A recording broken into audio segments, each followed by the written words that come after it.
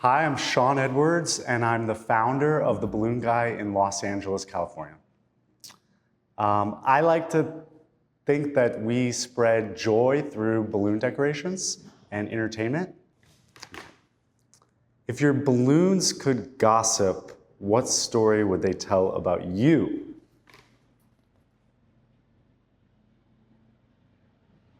I like this question. I think they would say, my house is always a mess, and because I never have time to clean it, there's always balloons everywhere. There's a lot of noise, and what else? That I'm a perfectionist. I like that question. What's the boldest balloon installation you've ever said yes to? Actually, this just happened. It's not exactly an installation, but the job was for Nike after the World Series that the Dodgers won here in LA. And we got asked to do, in less than 24 hours, these jumbo balloons that had a baseball player's face on the front and some red lettering on the back. And normally we would have done it with, partnered with a print shop and had them print directly onto the balloons. But because it was the weekend and we had no time and nowhere was open, we printed everything ourselves on vinyl and we placed it all by hand. So it was incredibly tedious and difficult. And I stayed up like all night working with me and like 5 other people. And then we delivered in the middle of the parade to the Nike Jumpman store for the Dodgers win. But it was really cool. They were thrilled. It was a really fun event to be a part of.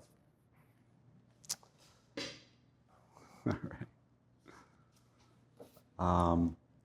What's one thing people often get wrong about what you actually do? This is a great question. I feel like people think that we just put balloons together and deliver them.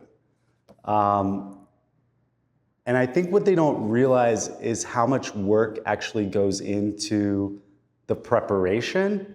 If it's a balloon bouquet even, we have to make sure that we have all of the balloons that coordinate with your color and theme and get the style right. And even just putting the balloons into a bouquet and making it look nice is a lot more difficult than it seems. A lot of people are like, why are the balloons so expensive? It's just a bunch of balloons. But it takes a lot more finesse and expertise to make them look nice than just tying them on a string and calling it a day. So that's what I would say. Maybe the other thing too, a lot of people tell me, oh, wow, your job must be so fun. And it is fun, don't get me wrong, but it's also incredibly stressful sometimes working with celebrities or their assistants or really big brands and big companies like we do at my company, The Balloon Guy. It can be very stressful, and there's always a time constraint, right? Because even if you have 3 days leading up to the event, there's still an event start time. So you still have to be done in time and hopefully a couple hours before the event starts. So there's always a ticking clock, which means it can be stressful. But I feel like we work well under pressure. Okay, if you could design a balloon display inspired by a movie or a moment in pop culture, what would it be?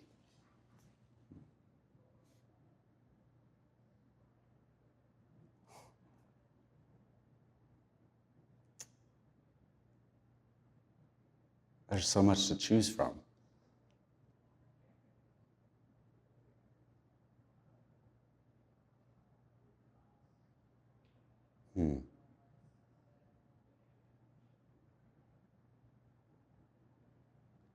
I want to get this one right. I don't know. I am really excited about the Wicked movie, which is coming up. And I'd love to do something for that. I know they've done balloons for a lot of the premieres, like all over the country, and we've actually never gotten to do one. And I think that there's so much like magic and like wonder in that movie. I think it lends itself really easily to balloons. And I feel like it would be a really fun job to, not just maybe even in the movie theater, but you know, an after party or a Wicked event would be super fun to do, because there's just so much, you can let your imagination go completely wild. And I think as long as you use pink and green and maybe some black and make it fantastical and like full of wonder, the possibilities are kind of endless. So I think that would be a really cool one to work on. How do you balance over the top with just right when clients want to make a statement? That's a really great question too. I feel like, to me, a lot of balloons around the world are completely over the top. And balloons themselves, having balloons at your party is a total luxury, right? So I always think, and I feel like my clients kind of align with this, is that less is more, except when it's not. We did an event recently for a show called Overcompensated, and so, or Overcompensating, I can't remember. But anyway, the whole thing was like, this guy's overcompensating, and so the balloons had to be way ridiculous. So in that case, it had to be over the top. And for some of like show premieres or like something like that where, you know, you have to make, you know, everybody wants a viral moment or at least an Instagram-worthy moment. So sometimes the balloons have to be kind of insane, or just a lot. But I think if you're doing a birthday party, it's best to be a little bit more subtle and just pick your moments, because you don't need balloons everywhere. Yeah, that would be my answer to that. Balloons and deadlines don't always mix well. What's your best "we pulled it off" story? Hey. Well, I don't want to repeat myself, but I can't believe we pulled off in less than 24 hours that event for the Dodgers. That was insane. We had to call like 30 different Michaels stores and get red vinyl, and like 10 Walmarts and balloon businesses and stores and companies, anybody that had black balloons. So that was crazy. I'll talk about another one since I already talked about that one. We did an event for Soho House in West Hollywood, and their idea was to create like a Willy Wonka inspired Halloween party. And they have this, it's like, I don't know, double stories, like, but 2 stories of like stairs going up their lobby. And you get off the elevator and you see the stairs, and it's really cool. And there's a giant chandelier at the top. And their idea was to like fill the room with bubbles, like that movie in the Willy Wonka, or like that scene in the Willy Wonka movie where they drink the juice and they like float. So it was like a team of like 20 people crammed inside their like movie theater for like a week, blowing up clear balloons and treating them with a non-toxic chemical called high float that helps the balloons last longer. And then on the day of the event, just like, we actually couldn't tie to the floor or the ceiling, so I had to make like a grid of fish line across the lobby that no one would hit. And so we floated balloons up with helium and then dropped them down, and we kept the staircase completely open. And it was really cool. There's some pictures on our Instagram, but I don't think they do it justice. When you walked into that room and just seeing that huge installation was really cool. It's one of my favorite things that we've ever done, for sure.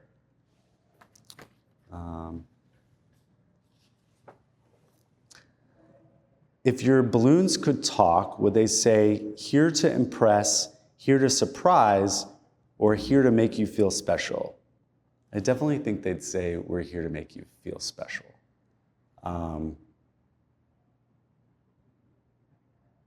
I, I think what we do in events is help people have, yeah, we create wow moments and like surprises and like, but I think what we strive to do is provide like moments of joy or wonder. I think what's cool about balloons is that in some ways, I think it triggers something in the back of your mind when you're like a little kid and you see a balloon for the first time. I think it takes you back to that when you see balloons as an adult. And I think like it does make you feel in a way special, or that this is a special day somehow, because nobody walks around with balloons every day in their pocket, unless maybe you're a balloon artist. But I think they would say, we're here to make you feel special. This is a really fun game so far. What's your philosophy on color? Bold statements or quiet luxury? I think I like quiet luxury better for the most part. I think it depends on the event. But I think you can do bold colors and still have it feel luxurious and tie into the environment that you're working in. I don't think it has to, if your whole event is loud and like bright and colorful, then the balloons being extremely colorful are just gonna naturally lend itself to that. But if your whole environment is like subdued and whatever, you definitely want to go with a softer color palette. But I think balloons should complement the space. And then for your photo moment, you know, give you that, I guess, bold statement. So maybe both. I'm gonna say maybe both on that one. Because you do want to make a statement in the balloons sometimes. I feel like balloons just being there make a statement like, this is the place to be, this is the party, you've arrived at the right spot. I don't know if I really answered that one, but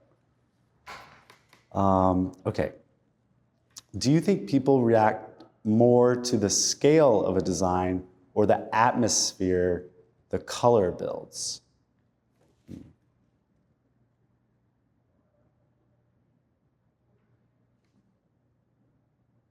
I think scale is always really impressive. So if something's really large in a small room or really large in a large room or, you know, whatever, I think people react to scale and abundance a lot of times.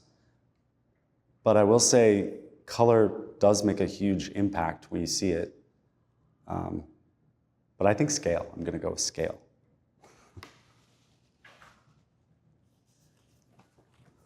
Okay. At the end of the event, when the lights go down and the air slowly fades, what do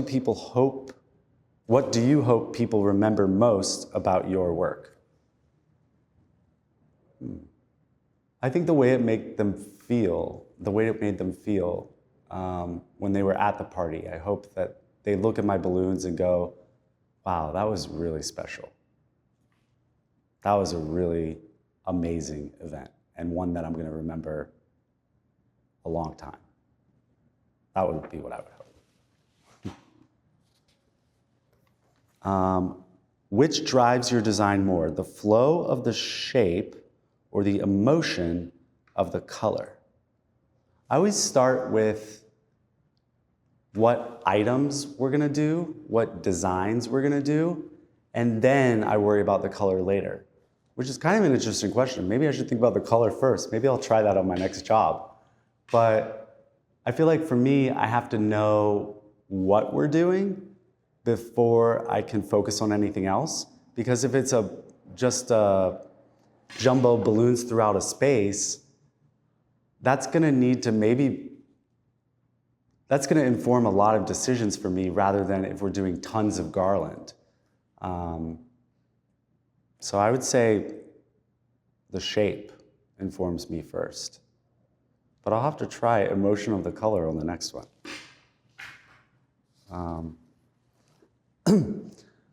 What's one behind the scenes balloon moment that would make people laugh or panic if they saw it? Hmm.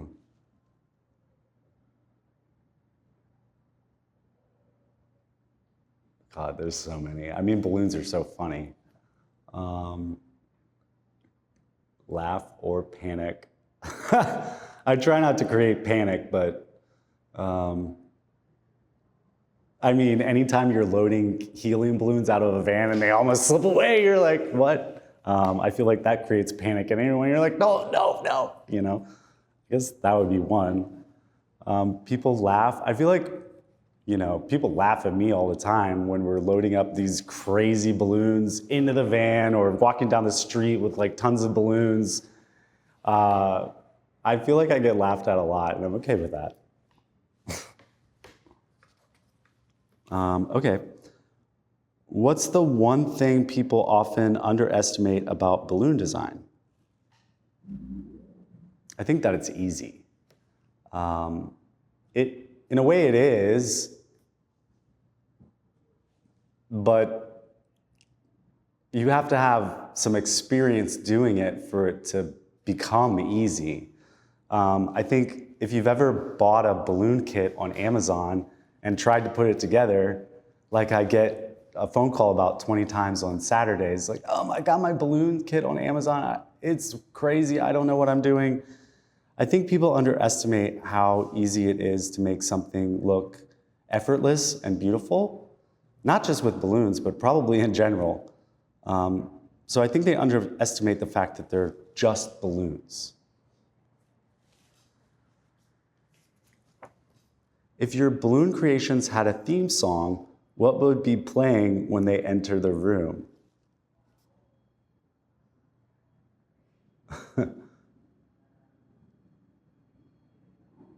I don't know. Work it. I need a glass of water. Put your thing down, flip it, and reverse it. I don't know, some of them. I feel like some of the balloon animals that I make would have like a different theme song, maybe more circus-like or something, because I started as a balloon animal artist, and I feel like that's a lot more fun and surprising in a way. But I don't know what the theme song would be. I don't know, probably just something instrumental and like quirky. When someone says it's just balloons, what's your favorite way to prove them wrong? By making something incredible and then being like, when they see it. That's my least favorite thing I get. It's just balloons. Yeah, well, it's just flowers. It's just, you know, a bag. It's just a bracelet. It's just whatever. But no, there's a lot more that goes into it than it's just this, it's just that. And I feel like if you think it's just this or just that, you're probably not the right client for me, because it's way more than that.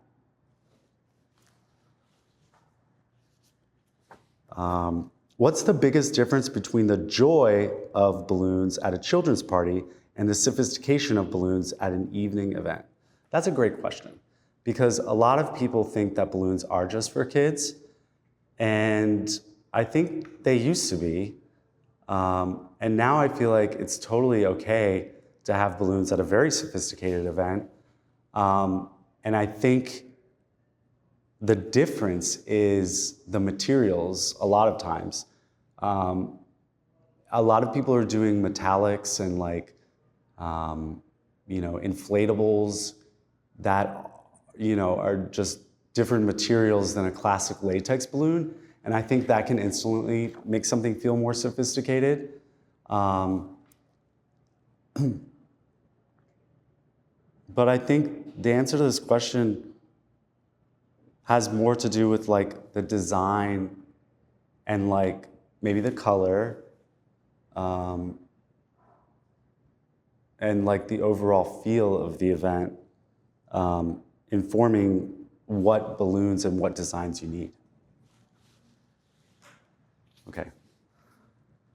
What's your process when someone gives you a wild idea and says, can you make this happen? Ugh. I always say, of course. gets me into trouble a lot of times because then I have to figure out how to do it. But I think that's the fun part because most of the time it's something I've never done before. And I think what has made our company exciting to work with is that we do a lot of different things. We don't just do columns or bouquets or garland or classic balloon decor. We try and say yes to everything and see if we can do it. And that keeps us on our toes as artists and as people that probably have never done that before. So I think it keeps things interesting for me and hopefully for other people too. My staff will often look at me and be like, "You're crazy." When you're working with a corporate client, what's the key to making something branded still feel authentic and engaging? That's a really good question. I think being subtle in the branding, not slapping it on a balloon everywhere and calling it a day. I think I was talking to someone about this today actually. Nike has all these campaigns where you're not even necessarily aware you just saw the Nike check somewhere, but it's all the way over there, on a building. And I think they do an amazing job of working in their branding, or maybe not mentioning it at all. But it's Nike when you see it, because I feel like they've aligned themselves with like an emotion and like a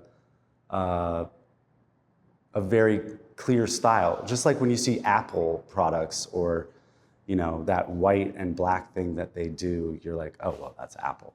I feel like having the branding feel effortless and not over the top, screaming at people, the brand. I think it's kind of like being like telling someone, you have to buy this, or just being like, if you like it, get it, and usually that's a better sell than telling them they need to buy it. Okay, what's the difference between a balloon installation that looks good and the one that stops traffic?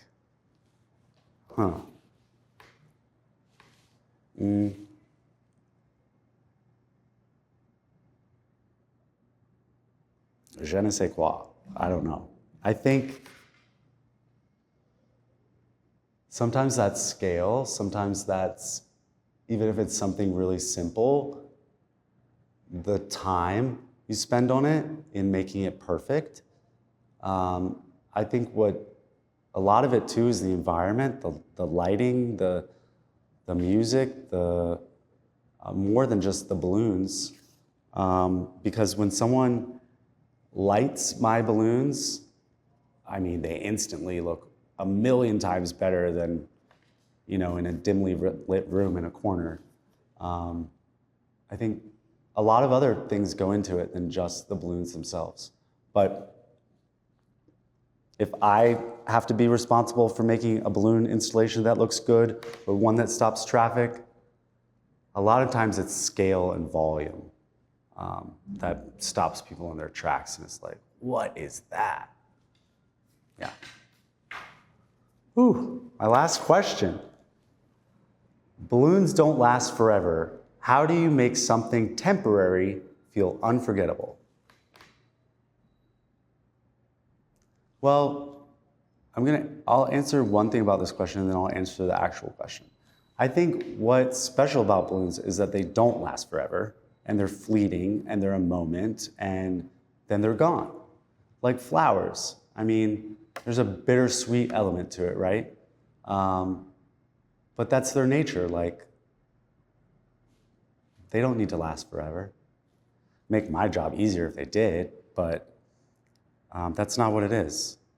So how do you make something temporary feel unforgettable?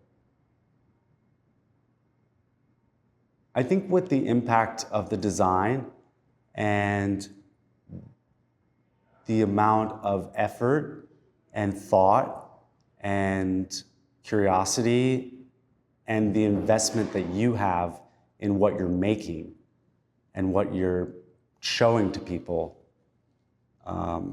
is what makes it unforgettable. I hope. Thank you so much. I'm Sean Edwards from the Balloon Guy in LA. Keep the questions coming.